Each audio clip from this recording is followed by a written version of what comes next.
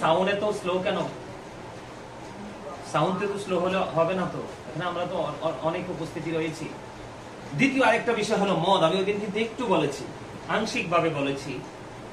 আপনারা ভিডিও দেখেন, দেখে তারপরে আপনারা আপনাদের বা গুরুত্বপূর্ণ মতামত আপনারা ব্যক্ত করেন। আপনাদের শায়েখ বলেছে মদ খেয়ে কুলি করে নামাজ পড়া যাবে।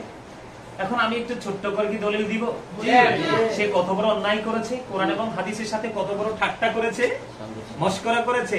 আল্লাহ এবং আল্লাহর সাথে সেই আল্লাহ হাবিবের কণ্ঠস্বরের উপর সেই কণ্ঠস্বরকে উঁচু করেছে। আমি সেই আয়াত কোরআন থেকে পড়ে বলবো। আগে আমি একটু বলে দেই, আপনাদের শায়েখ বলেছে যে মদ খাওয়ার পরে যদি নেশাগ্রস্ত না হয় কুলি করে নামাজ পড়া যাবে। নাউজুবিল্লাহ বলে, নাউজুবিল্লাহ। এখন আমি বলি কোরআন কি বলে, হাদিস কি বলে। আমি কিন্তু আলোচনা বাড়াবো না। আল্লাহ রাব্বুল আলামিন পবিত্র কালামে হাকিমে বলেছেন, ক্বালাল্লাহু তাআলা ইয়া আইয়ুহাল্লাযীনা আমানু ইন্নামাল খামরু ওয়াল মাইসিরু ওয়াল আনসাবু ওয়াল আজলামু রিজসুম মিন আমালিশ শাইতানি ফাজতানিবুহু লাআল্লাকুম তুফলিহুন। আল্লাহু আকবার। আল্লাহ রাব্বুল আলামিন কি চমৎকার ভাবে আমাদেরকে সাবধান করেছেন। মদের সাথে যুক্ত হলে কিন্তু মানুষ বাকি কাজগুলো করে। যে মানুষটার বিবেকটা কি হয়ে যায়, বিকৃত হয়ে যায়, বিকৃত মস্তিষ্কে রূপান্তরিত হয়ে যায়। মদ তো হারাম। মদ কি হারাম। আল্লাহ রাব্বুল আলামিন বলেছেন মদ, জুয়া, মূর্তি, ভাগ্য গণনা করা এগুলো ঘৃণ্য বস্তু, শয়তানের কাজ।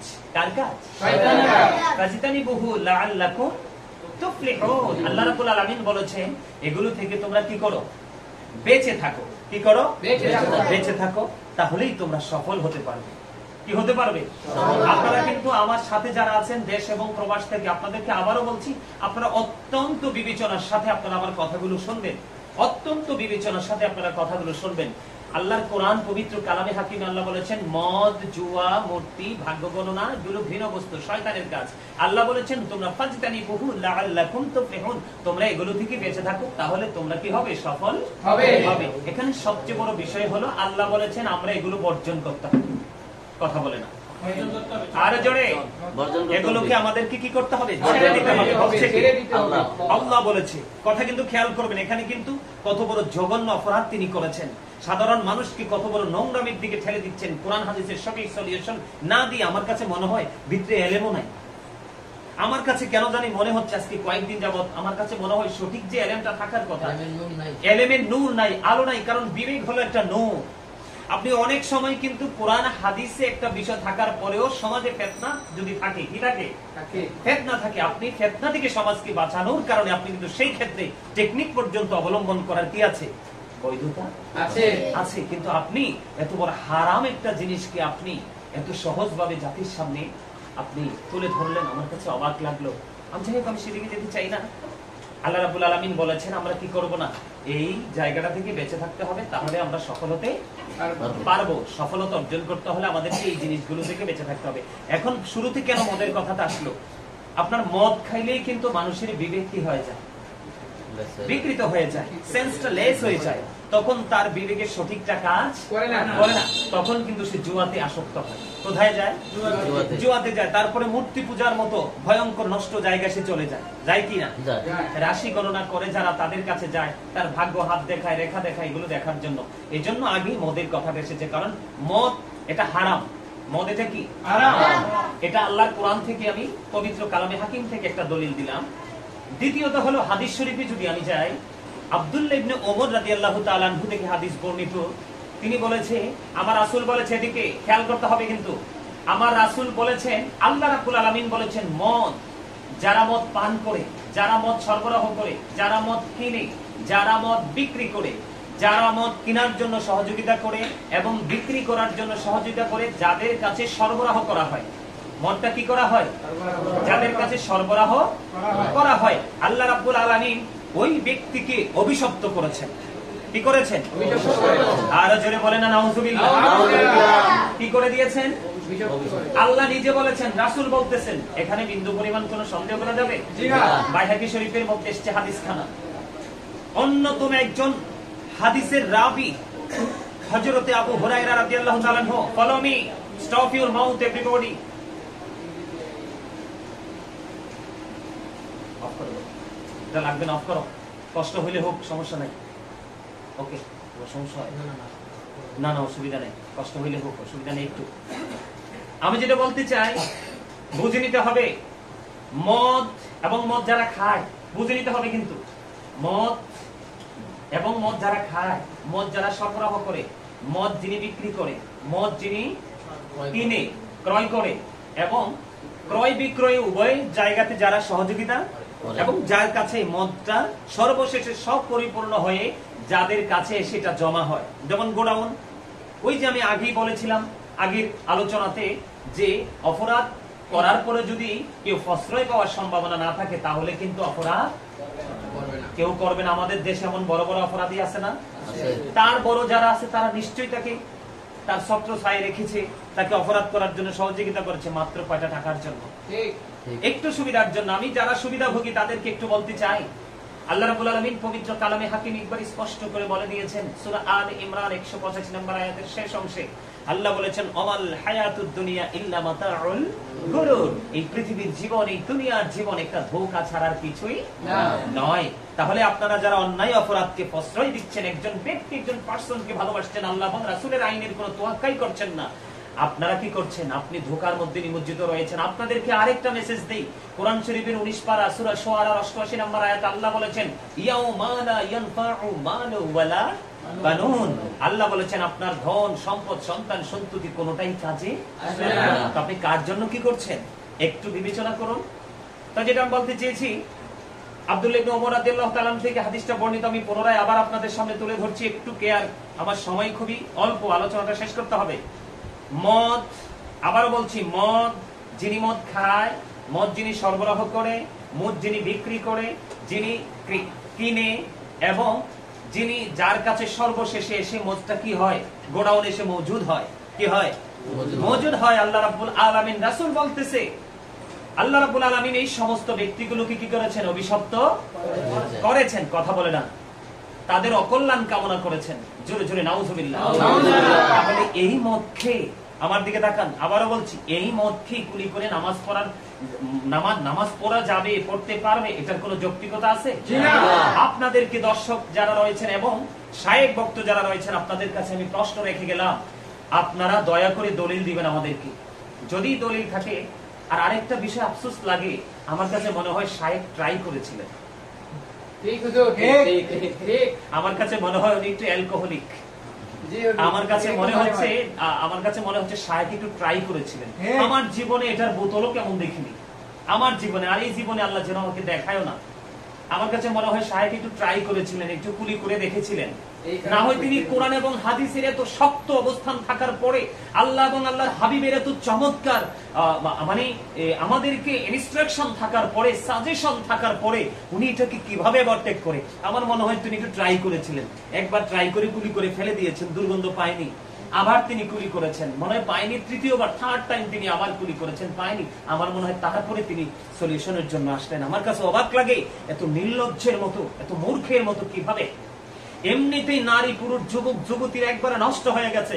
গত কয়েকদিন আগে ইন্টারন্যাশনাল টিভিতে, সোশ্যাল মিডিয়াতে দেখেছি, নারীরা ওপেনলি মদ খেয়ে তারা নেশাগ্রস্ত রাস্তায় পড়ে আছে, ডিবি অফিসে তাদেরকে ধরে নিয়ে গেছে। আর এরকম একটা ভয়ঙ্কর ক্লান্তি লগ্নে এত বড় জঘন্য হারাম একটা জিনিসকে তিনি কিভাবে নামাজ পড়ার ক্ষেত্রে তিনি এটাকে বৈধ বলে ঘোষণা দিয়ে দিলেন। নামাজ পড়ে বলেন না নাউজুবিল্লাহ, বলেন নাউজুবিল্লাহ। এবার আসেন, আমি আরেকটা হাদিস তুলে ধরবো, হযরতে আবু হুরায়রা রাদিয়াল্লাহু তাআলা আনহু থেকে হাদিসখানা বর্ণিত। আমার রাসূল বলেছেন, যারা ব্যভিচার করে, কি করে? যারা ব্যভিচার করে এবং মদ পান করে। ব্যভিচারের কথাটা আগে আসছে হাদিস শরীফের মধ্যে। ব্যভিচার তো বুঝেনি, অবৈধ সম্পর্ক, ব্যভিচার, জিনা, এগুলো নোংরামির সাথে যারা নারী পুরুষ যুক্ত, যারা ব্যভিচার করে এবং মদ পান করে। এদিকে তাকান, অত্যন্ত গুরুত্বপূর্ণ বিষয় আপনাদেরকে বলছি, সাবধান থাকতে হবে। যেই কোনো শায়েখের কথা শোনা যাবে না, বিশ্বাস করা যাবে না।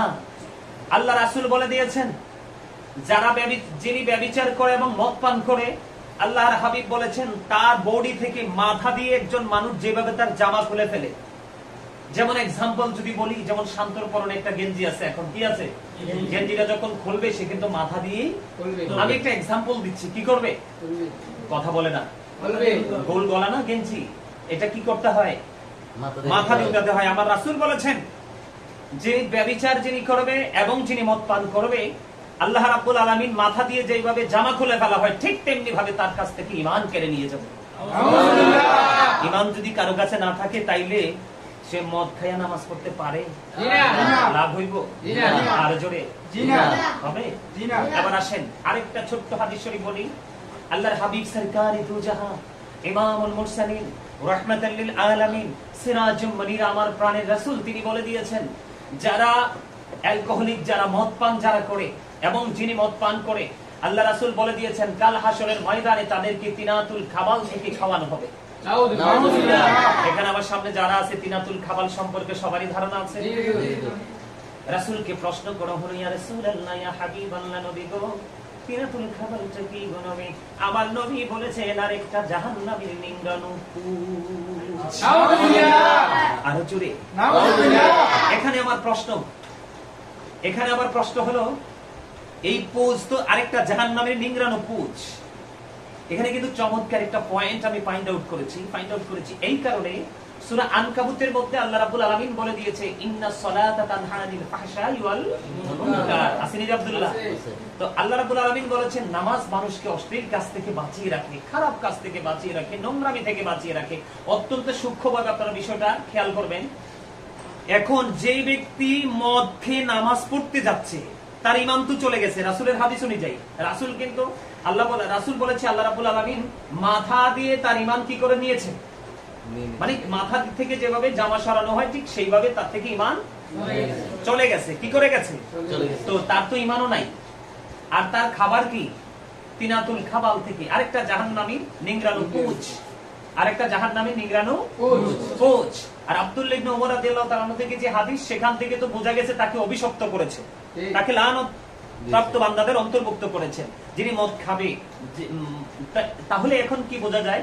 আল্লাহ কিন্তু বলেছে যে নামাজ মানুষকে, সূরা আনকাবুতের মধ্যে আল্লাহ বলেছে নামাজ মানুষের খারাপ কাজ থেকে, নোংরা কাজ থেকে বাঁচিয়ে রাখে। এখন আপনাদের কাছে প্রশ্ন হলো আমার, যেই ব্যক্তি মদ পান করতে অভ্যস্ত, মদ পান করে কুলি করে নামাজ পড়তে যাইতে পারবে, এই মানুষের নামাজ দিয়ে কি কোনো ফায়দা হবে?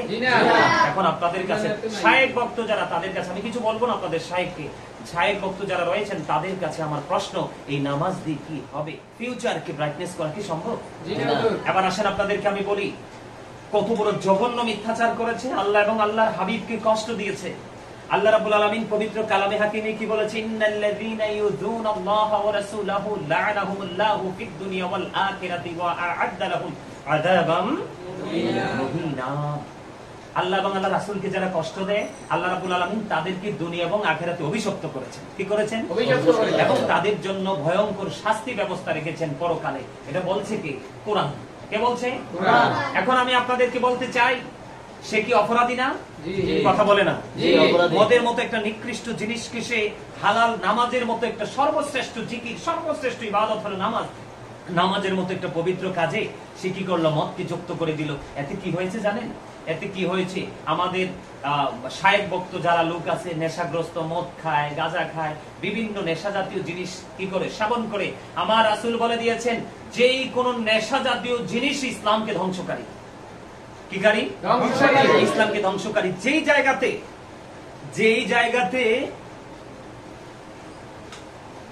জায়গাতে আল্লাহর হাবিব বলেছে আমার উম্মতের জন্য প্রত্যেক নামাজের পূর্বে মেসওয়াক করা কষ্ট হবে, মুখের ময়লা, মুখের দুর্গন্ধ দূর করার জন্য রাসূল বলেছেন আমার উম্মতের জন্য কষ্ট হবে, না হয় আমি প্রত্যেকটা নামাজের আগে আমি আমার উম্মতকে মেসওয়াক করার কথা বলতাম। তাহলে মুখটা কতটা পবিত্র রাখতে হবে? শায়েখের কি হাদিস শরীফ জানা নাই? কথা বলেন। শায়েখের কি সেই হাদিস শরীফ কি জানা নাই? নাই, কারণ তিনি হাদিস সেটা পড়েন নাই। এবার আসেন, একদিকে মুখ পরিষ্কার রাখার জন্য রাসূলের হাদিস, কিন্তু এটাকে তিনি অ্যাভয়েড করে, উপেক্ষা করে তিনি বলছেন কি মদ কি কুলি করে কি করা যাবে? নামাজ পড়া যাবে। এবার আসেন, পেঁয়াজ কি হালাল জিনিস না? পেঁয়াজ হালাল না? রসুন কি হালাল না? শুধু হালাল না, এটা প্রত্যেকটা খাবারের স্বাদ বাড়ায়। পেঁয়াজ রসুন ছাড়া কোনো খাবার মজাই হয় না। কাঁচা পেঁয়াজ, কাঁচা রসুন, মূলা পর্যন্ত খেয়ে আমার রাসূল মসজিদে যেতে নিষেধ করেছে। কি করেছে?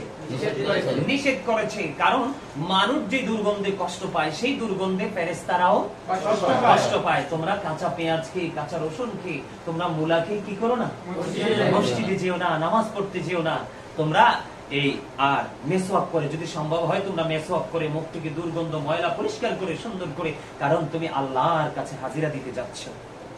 যিনি তোমার স্রষ্টা, যিনি তোমার মালিক, যাকে বলা হয় there is no god but Allah, লা ইলাহা ইল্লাল্লাহ, নেই কোনো মাবুদ আল্লাহ ছাড়া। Allah the first pillar is the Lord of all, রব্বুল আলামিন। তিনি আমাদের রব, তিনি আমাদের রিজিক দাতা, তিনি আমাদের লালন পালন কর্তা, এবং কাল হাসরের ময়দানে তিনি আমাদেরকে নিয়ামত দাতা। আলহামদুলিল্লাহ।